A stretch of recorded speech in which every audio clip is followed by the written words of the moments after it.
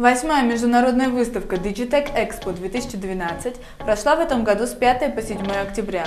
Наш университет представил бизнес-инкубатор РАУ и Центр карьеры.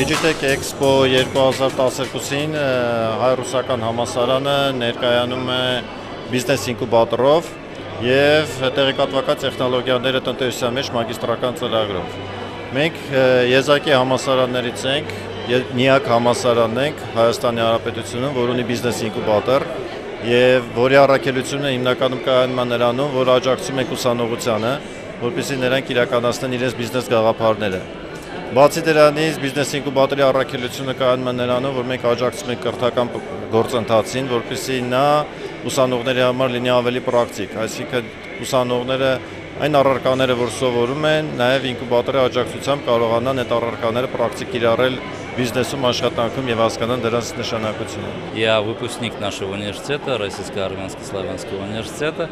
Очень рад видеть здесь наших ребят.